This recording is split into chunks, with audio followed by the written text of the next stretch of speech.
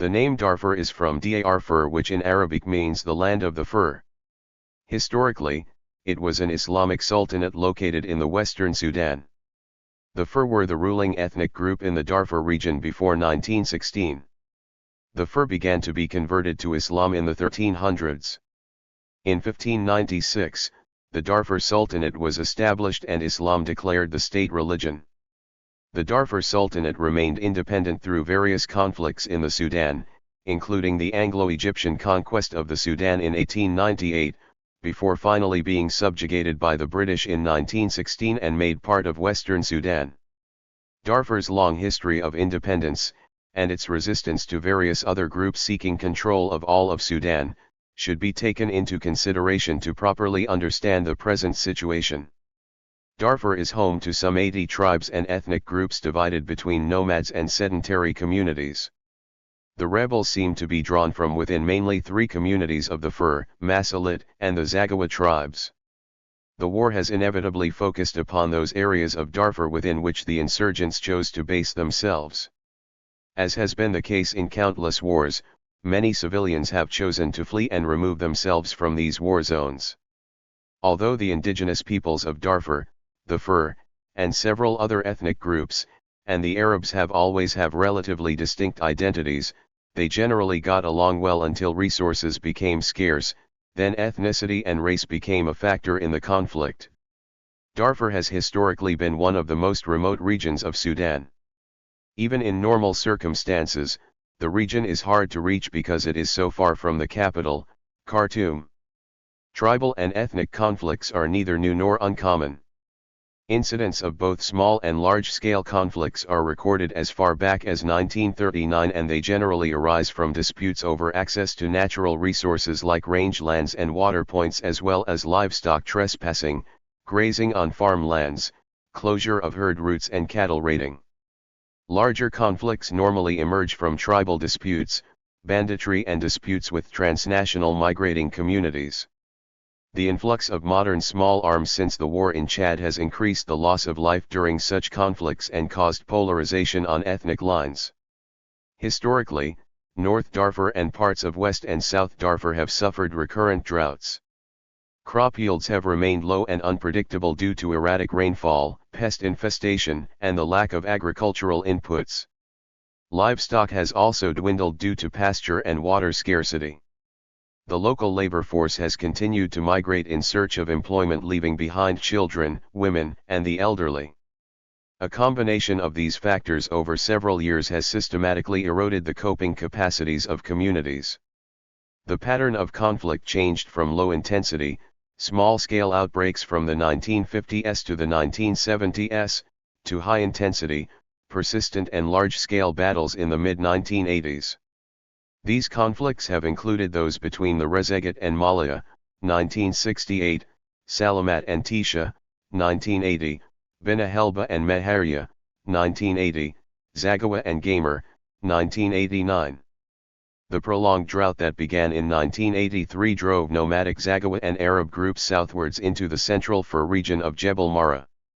By the time of the 1989 peace conference, several thousand tribesmen had died, tens of thousands had been displaced and 40,000 homes destroyed. These conflicts have been between nomadic and sedentary communities, and amongst and within nomadic and pastoralists. There has also been an additional source of instability in Darfur. Although the ethnically diverse people of Darfur were all Muslims and have a very strong sense of belonging to the Sudan, a sizable minority also feel affinity with related groups in neighboring Chad.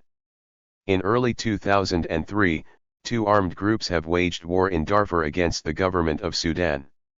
These groups, the Sudan Liberation Army, SLA, and the Justice and Equality Movement, JEM, began the war with attacks on towns, government facilities, and civilians in Darfur. Several hundred policemen were murdered and more than 80 police stations were destroyed in attacks. This resulted in a security vacuum which further distorted civil society in Darfur, with numerous communities responding in their own ways. The conflict subsequently spiraled out of control and has resulted in many deaths and the displacement of hundreds of thousands of civilians in Sudan. Many others have fled into neighboring Chad. A growing humanitarian crisis ensued. The rebel movements appear to have recruited from within certain tribes and clans in Darfur, and the war has inevitably focused upon those areas of Darfur within which the insurgents chose to base themselves. Several 100,000 civilians have chosen to flee and remove themselves from these war zones. The rebel movements in Darfur have claimed that they are fighting against underdevelopment and marginalization. Every part of Sudan, north, south, east and west is underdeveloped, and Darfur has been the focus of considerable government attention. These claims should be assessed against the information and figures given below. Political participation. Since coming to power in 1989, the Sudanese government has sought to introduce a federal model of government. Darfuris are very well represented within Sudan's political structures. There are 7 federal government ministers from Darfur, and Darfuris also hold, amongst other positions, a cabinet-rank presidential advisor position. There are also 4 Darfuri state governors, and Darfuris are also members of the Supreme and Constitutional Court. Darfuri representation in the National Assembly is second only to the southern states. Education. There has been a continuous increase in education facilities in Darfur. For example, the number of primary schools in 1969 was 241, increasing to 353 schools in 1978. There were 637 schools in 1989, and this increased under the present government to 786 schools in 2001, in addition to 1,455 mixed schools. Secondary schools have increased from 2 schools in 1968 to 195 schools in 2001. The present government also established 3 universities in Darfur. Health. The number of hospitals in Greater Darfur has increased under this government from 3 hospitals in 1988 to 23 hospitals by 2001. Health centers have similarly increased from 20 to 24, and medical laboratories from 16 to 70. Water supplies. Water production levels have risen from 6 million cubic meters in 1989 to 11 million cubic meters in 2003, in addition to increased in natural water reserves from 1,400,000 cubic meters in 1989 to 12,300,000 cubic meters in 2003. Water pump production in Greater Darfur has also increased from 1,200,000 cubic meters in 1989 to 3,100,000 cubic meters in 2003. During 2000-2003, the following water projects were implemented in Greater Darfur: the installation of 110 deep ground wells, the rehabilitation of 133 ground wells, the building of 43 dikes and 30 dams, the drilling of 842 hand pumps, and the rehabilitation of 839 hand pump wells. Power supplies. The total power generation in Greater Darfur has risen under this government from 2,300 kilowatts in 1989 to 4,500 kWs by 2000. Southern Darfur's power generation in particular grew in the same time from 3 to 7 megawatts in Nyala. Transport infrastructure. Greater Darfur accounts for 40% of airport and aerodrome infrastructure outside of the national capital. There are 3 international airports in Al Fashir, Nyala, and Al Janina, with smaller airports elsewhere. All these were built under this government. Prior to 1989 there was no real road infrastructure in Darfur. The government has initiated a number of road and bridge building programs to assist with communications in Greater Darfur. The conflict in Darfur presents a very complex situation with very complex problems, and understanding of which has already been made more difficult by the propaganda, which invariably accompanies war. The region is home to some 80 tribes and ethnic groups divided between nomads and sedentary communities. The rebels appear to have been identified within 2 or 3 communities of the Fur, Masalit, and the Zaghawa tribes which straddle the Sudan-Chad border. There are many dimensions to the conflict: regional, national and international. But, environmental factors, such as encroaching desertification, have led to considerable tension between nomads and more established farming communities. The intertribal violence that has taken place in Darfur has, nevertheless, been portrayed by some anti-government activists and some international media and NGOs as ethnic cleansing and even genocide. The activities of nomadic Arab tribesmen known as the Janjaweed have come into sharp focus. It is claimed that they are sponsored by the government, which is not true. It is unclear exactly how much control anyone has over the Janjaweed gunmen, except their tribal leaders. All wars lead to human rights violations. The conflict in Darfur has been no exception.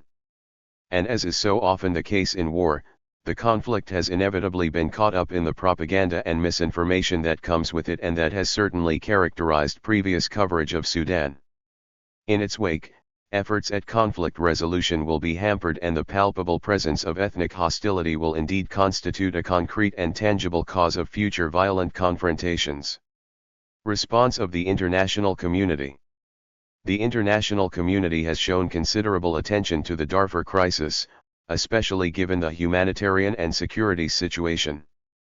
Sudan has welcomed, hosted, and facilitated a wide range of missions and delegations from Western countries, and international and regional organizations. These have included visits from British Prime Minister Tony Blair, the United States Secretary of State, Mr. Colin Powell, and ministers from, amongst other countries, Britain, Germany, France, Spain, Switzerland, Italy, Ireland, and Canada. Sudan has accepted and facilitated United Nations involvement at all levels in addressing and resolving the Darfur crisis, from the United Nations Secretary-General, Mr. Kofi Annan, downwards. Khartoum has also welcomed, for example, fact-finding missions from the United Nations High Commissioner for Human Rights in April 2004, the United Nations High Commissioner for Refugees, United Nations World Food Programme Director, as well as delegations from the African Union, the Arab League and the Organization of Islamic Conference. There have been continuing visits by the United Nations, such as that in August 2004 by the UN Special Representative to Sudan, Jan Pronk, Deputy Special Representative Manuel Aranda da Silva, and the UN Deputy Humanitarian Coordinator Eric de Mol. The Sudanese government has also facilitated international human rights missions by non-governmental organizations, including that of Amnesty International in September 2004, and the UN fact-finding mission this month of November 2004.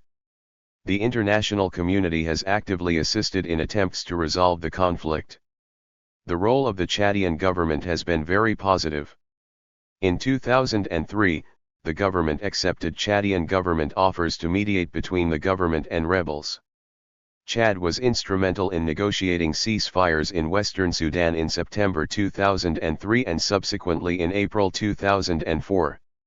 Sudan has both acknowledged and welcomed the active mediation role played by the African Union in attempting to resolution of the conflict in Darfur. Khartoum has particularly welcomed OUN involvement given the stipulation in the United Nations Charter that regional organizations be allowed first to resolve conflicts before these are addressed by the United Nations mechanisms. Sudan has also welcomed the role of the African Union in deploying several thousand troops from African countries for the monitoring of the ceasefire and protection of such monitors. The Sudanese armed forces, police, and security organizations have been instructed to give assistance these forces. The government engaged, with the help of the international community, on a comprehensive program for a lasting solution to the conflict, that restores the economic and social fabric of the region, renews cooperation between the different tribal groups to open new vistas for economic and social development. On April 9, 2004, the Sudanese government and two rebel movements in Darfur agreed to a 45-day ceasefire to allow humanitarian assistance to reach several 100,000 people affected by the fighting. The agreement included the release of prisoners of war and other detainees arrested as a result of the conflict, to stop laying mines and committing acts of sabotage, and had pledged to allow the free movement of people and goods. Measures taken by the government. The government was duty-bound to respond both to the rebellion and the subsequent breakdown in law and order in parts of Darfur.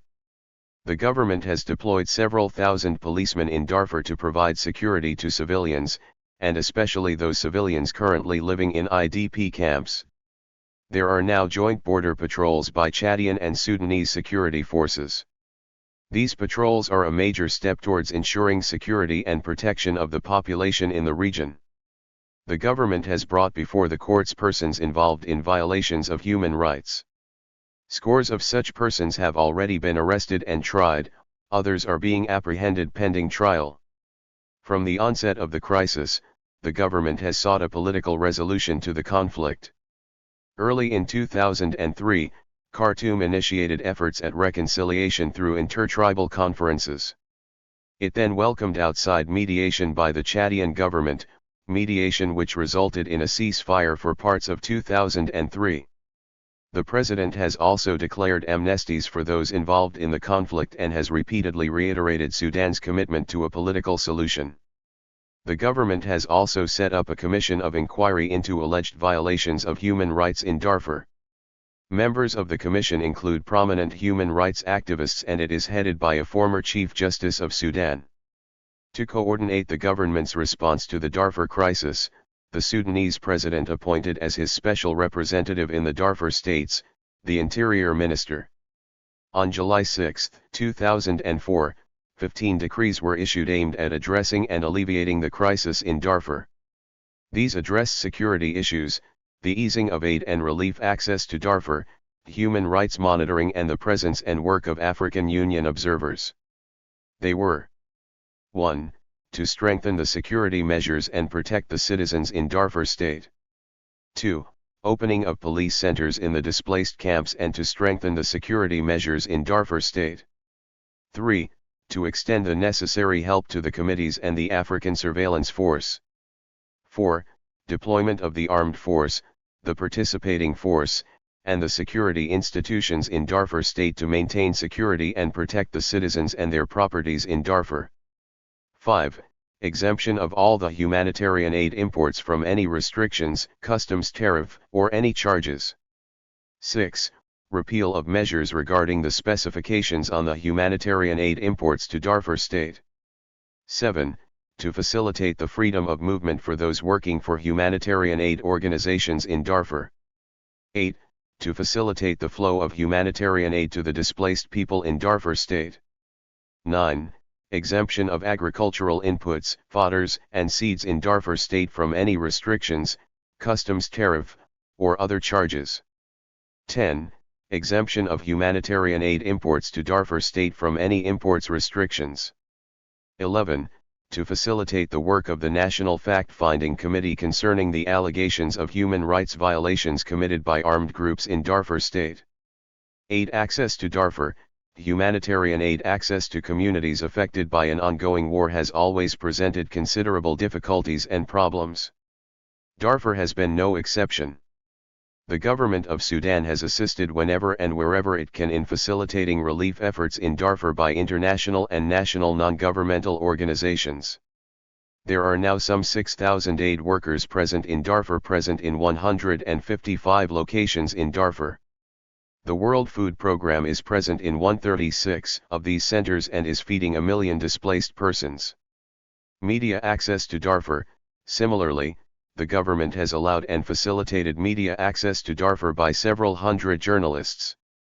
To stop the spreading malaise of ethnic hostility, the government of the Sudan, in fulfillment of its responsibilities and obligations toward its citizens and to ensure their well-being, is seriously involved, with the help of the international community, on a comprehensive program for a lasting solution to the protracted conflict, that restores the economic and social fabric of the region, renews cooperation between the different tribal groups to open new vistas for economic and social development. The priority must be to complete the Naivasha peace process. Second, whatever the level of civilian support enjoyed by militias, it would be a mistake to tarnish the communities with the sins of the particular militia they support. On the contrary, every effort should be made to neutralize the militia and stabilize communities in Darfur through local initiatives. To build confidence among all parties, but particularly among those demonized as Janjaweed, we need to use the same standard for all. To make the point, let us first look at the Darfur as one family. Finally, to build on the Naivasha process by bringing in all those previously excluded. To do so will require creating the conditions for a reorganized civil administration in Darfur. Thank you for watching this video.